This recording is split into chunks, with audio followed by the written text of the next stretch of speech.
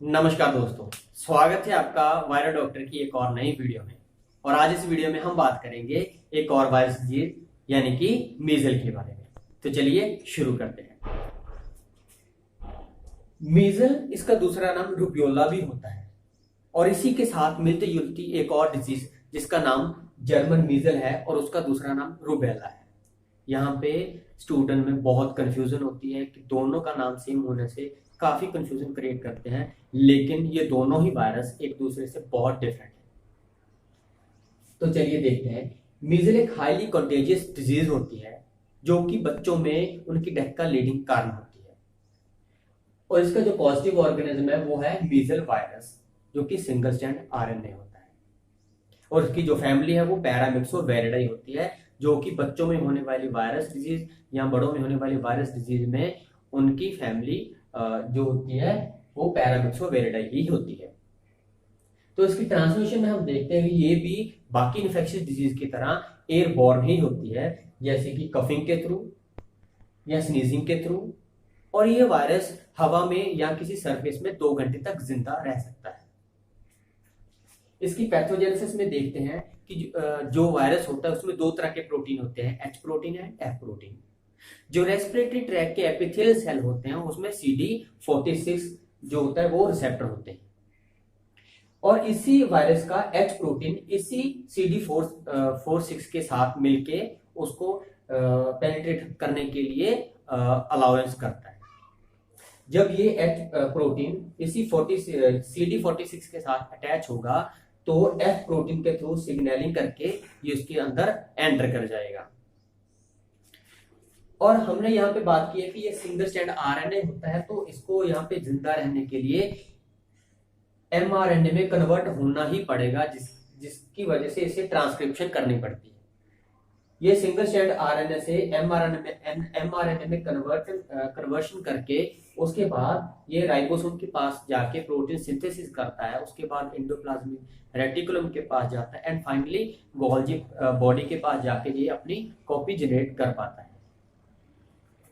जब ये अपनी कॉपी जनरेट कर लेता है तो उसके बाद जो डीसी यानी कि डेंड्राइटिक सेल या एमसी यानी कि एल्वेलर माइक्रोवेव जो सेल होते हैं वो इन्हें इनगल्फ करते हैं। इनगल्फ करने के बाद वो लिम्फेटिक सिस्टम के थ्रू इन्हें बाहर निकालने की कोशिश करते हैं और ये लोकल लिम्फ नोड में उसे लेके चले जाते हैं। और वहां से ये ब्लड स्ट्रीम में हिडन तरीके से पहुंच जाता है, जिसकी वजह से अगर ये ब्लड स्ट्रीम के थ्रू दोबारा लंग्स में आ गया तो लंग्स में ये निमोनिया कॉज करेगा। अगर वो इंटेस्टाइन में गया तो इंटेस्टाइन में आगे चल के ये डायरिया कॉज करेगा। और अगर ब्रेन में चला गया तो एंसेफेलाइटिस कॉज करेगा। और ये तीनों ही कंडीशन डेथ के लिए काफी होती है। और अब हम देखते हैं कि इंक्यूबेशन पीरियड के दौरान या उसके बाद ये कौन कौन सी कॉम्प्लिकेशन क्रिएट करता है। इसका इंक्यूबेशन पीरियड 10 से 14 दिन का रहता है। इसमें कोई भी साइन एंड सिम्टम नहीं होते। इसका दूसरा फेज प्रोड्रोमल फेज या एंथम नाम से जाना जाता है, जिसके भी आगे फर्दर 2 फेज होते हैं। उसका पहला दिन जो होता है उसमें high fever, coughing, conjunctivitis and coryza होता है। इसका जो दूसरा तीसरा दिन होता है उसमें जो फर्स्ट मोलर रहता है माउथ में उसके in front rashes mucous membrane में होते हैं, जिसे कॉप्लेक्स साइन भी कहते हैं। इसका तीसरा फेज एक्जेंथम फेज होता है और ये 4 दिन का होता है। इसमें रेड ब्लॉची मैक्यूल पेप्यूलर जो होते हैं वो फेस में होने लग जाते हैं। उसके बाद वो पूरी बॉडी में स्प्रेड आउट या फैलते हैं। और इन्हीं एक्जेंथम फेज के बाद 10 या 14 दिन में परसिस्टेंट कफ रहती है। और इस 14 दिन के बाद पेशेंट जो होता है वो रिकवरी फील्ड में या रिकवरी साइड में चला जाता है।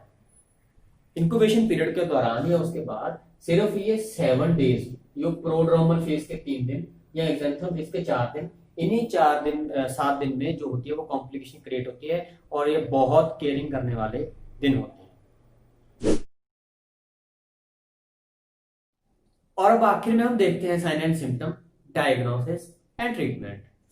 साइन एंड सिम्टम में हम देखते हैं कि जो पेशेंट होता है या जो बच्चा होता है उसमें runny nose, cough, red and wet eye and Koplik spot, ये नॉर्मली मीजल में देखने को मिलते हैं। लेकिन अगर कोई बच्चा या कोई पेशेंट सफर कर रहा है इम्यूनो कॉम्प्रेस्ड किसी मेडिसिन की वजह से या इम्यूनिटी की जो वीकनेस की वजह से होती हैं, तो उसमें अगर मीजल हो जाए तो ना ही उसमें enanthem phase, exanthem phase, Koplik spot ये देखने को बिल्कुल ही नहीं मिलेंगे। लेकिन उसमें जो निमोनिया या उसके इंसेफ्लाइटिस के जो चांसेस है बहुत ज्यादा इंक्रीज हो जाएंगे, जिसकी वजह से उसकी डेथ के चांसेस भी बढ़ जाएंगे। और इसी के साथ हम देखते हैं कि डायग्नोसिस में हम सीरोलॉजी टेस्ट करवा सकते हैं, जिसमें पेशेंट की जो है वो एंटीबॉडी डिटेक्ट करते हैं, जिससे कि पता चलता है कि patient are suffering from the measle. और लास्ट में और इसके ट्रीटमेंट के बारे में बात करते हैं कि ट्रीटमेंट में पेशेंट को वैक्सीन दे सकते हैं।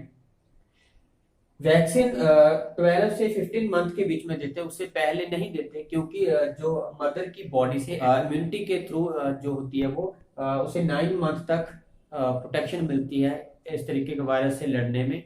उसके बाद 12 से 15 मंथ में हम उसे वैक्सीन देते हैं। यही वैक्सीन रिपीट की जाती है 4 से 6 ईयर के बीच अगेन। एंड सप्लीमेंट के तौर पे हम उसे लिक्विड डाइट देते हैं, और उसके साथ साथ उसे पेशेंट को विटामिन ए देते हैं, और लास्ट में जो होती है वो उसे पेन रिलीफ मेडिकेशन भी दे सकते हैं। विटामिन ए देने का कारण ये है कि जो विटामिन ए होता है वो एंटीबॉडी जो होती है उसे बनने में हेल्प करता है, इसलिए एंटीबॉडी के लिए हम विटामिन ए भी उसे इलेक्ट्रोलाइट के रूप में या किसी रूप में उसे देते हैं। और आज का हमारा ये टॉपिक मीजल था। आई होप कि आपको ये वीडियो पसंद आई होगी। अगर आपको पसंद आई है तो प्लीज हमें लाइक, शेयर और कमेंट करना मत भूलें, और सब्सक्राइब करना भी मत भूलें।